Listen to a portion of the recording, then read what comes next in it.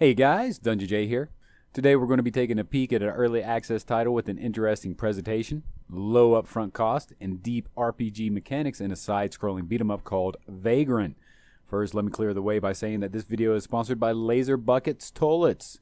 Want a poop trough that instantly cleans up the mess? Looking for a squat tank that vaporizes the buildup? Then I have the product for you. Laser Bucket Toilets not only delivers streamlined bowl structure, but also the ultimate in high-tech cleanup without the fuss. Grab your Laser Bucket Toilet at any Interstellar Supply Depot today. Gameplay and storyline. Vagrant hits all the standard RPG check marks without actually being a traditional RPG. Now what I mean by this is that Vagrant has a pretty deep inventory system with equipment upgrades as you explore its 2D terrain. Exploration of paths happen by the way of an ever-connecting map which can be explored at various points as you scroll across the screen either to the right or left. In this, I feel that it has some of the older tropes found in the games like Metroid, in which you have to find levers or items or go back to another point to unlock and progress. There is also a quest system that helps navigate you forward by use of markers set on your map, and how you get to this location can seem very linear, but there are branching paths which allow for exploration of secrets, including ledge platforms to hidden areas, which will usually consist of finding something a little bit more unique than what's found on the beaten path. The game also offers a talent tree that is upgradable by mana, and that mana is dropped off of mobs or in caches of chests or objects found in the game world. Now the drop rates seem random, but at the same time they're within the levels of the power types of the mobs in the area that you're fighting. So you should still feel very rewarding, even going back and grinding. Also, there is a pretty extensive buff selection by use of food or potions which allow for a constant chance to help overpower the situation you are fighting within. Now, one of the drawbacks or perks, depending on your play preferences, is that at any time you can pause the game, even in the middle of a boss fight, to sort through your inventory and find an item to consume. In this essence, it's very much like a JRPG, and I'm not going to lie, some of the bosses are pretty tough, and finding their sweet spot of understanding the mechanics that they're throwing at you, and at the same time dishing out enough damage to destroy them, forces you to kind of constantly pause and go into the menu to either regain hit points or consume some buff to help tip the tides of war into your favor. The combat itself is chained together by a combination of special attacks, light and heavy attack combos. As you flesh out the talent tree, this ability to whip together chained attacks becomes much more rewarding, and it's really a highlight to this game's presentation.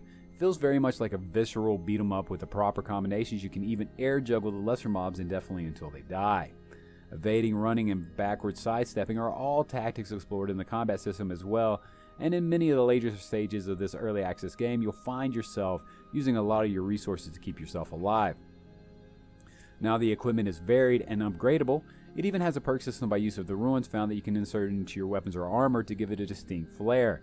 Now depending on your talent tree and the amount of time you want to farm, you can pretty much craft your weapon of choice with the loadout of abilities, perks that you really want to make your character more of an over-the-top powerful character in any encounter. Now this actually leads to the grind itself. The mobs reset in areas and playthroughs. You can spend ample amounts of time grinding if you want to build up your items on hand and talent tree before engaging the next boss. Now I myself found that I needed very little extra grind to overcome the boss battles, since before you go in there is usually a save point and also a way to fast travel by use of these tombstones to nearby encampments where you can purchase food and health buffs. Now each boss has a unique flair to their attack rotation, and I found I typically didn't power through them on the first go, and it usually took the second or third encounter to really figure out a good rotation against their pattern. Overall, the gameplay is rewarding and the upgrades come at a fast pace. The bosses present several challenges and the normal mob types are varied. However, with all these positives, because of the pause option for inventory use, I felt a little empty inside through this playthrough. It seemed to take a lot of the challenge out of the encounters, and it effectively took out the core of the real-time combat found in most 2D side-scrolling beat-em-ups. And this isn't to say that the combos in combat isn't fun and engaging. Honestly, it's one of the best positives I could bring about the game, and it just seems to me that the two notions of conflict of the style of game just really kind of threw everything off that was presented to me. The storyline has in it the role of a very busty female protagonist that you play by the name of Vivian, a traveling sword for hire.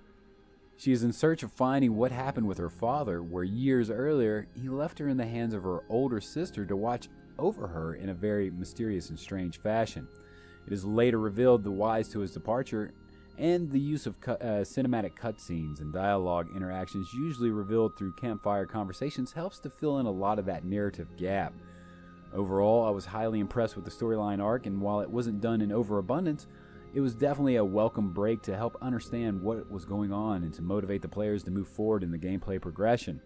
Through this exploration of dialogue and cutscenes, we find out more of Vivian's past and what is happening to the present around her as she must aid several individuals in her quest to uncover what happened to her father. We also find out why she has special attacks online with the magical variety, and why so many individuals are seeking her use or death in the game. She also uncovers a little of this knowledge along the way to help fine-tune the abilities she already has, and overall the presentation of the story felt full, minus the game not being complete. While you can easily dive into this title and spend upwards to 6 to 12 hours before hitting the end content, the game is at the moment incomplete, and this may be a major turnoff for some, and honestly, it would be for me as well if it wasn't for the beaming reviews that I already saw that are being received on Steam. Now this sold me, and I'll explain that in the conclusion in a few minutes. Sound and music design.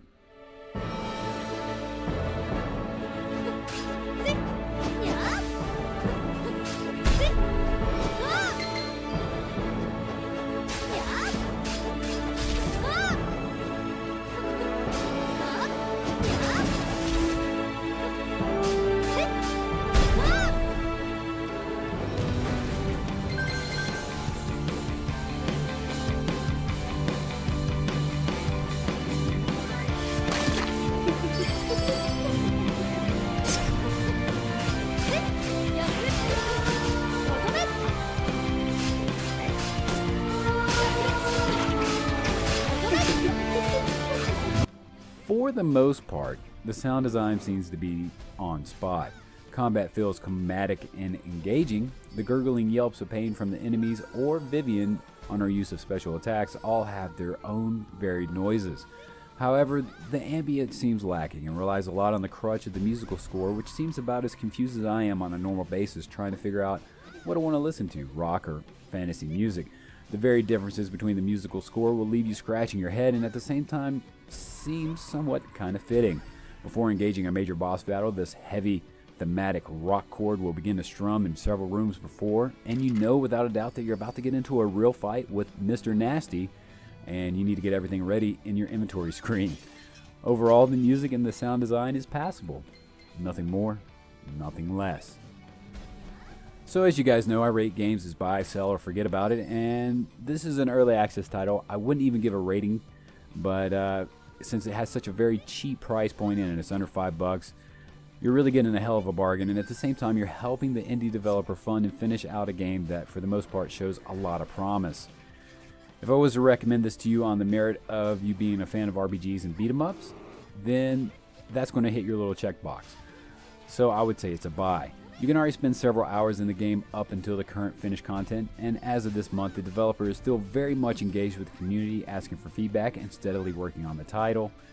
From the reviews, I was able to actually go into the forums themselves and look to see how much the developer is actually involved, and that's what really sold me as being a pickup at this price point, because once it releases, it may actually go up in price, and I do believe this title is going to be fully fleshed out and finished. As of this review, I'm going to go ahead and sign out. This is Dungeon J. Have a great day gaming. Later.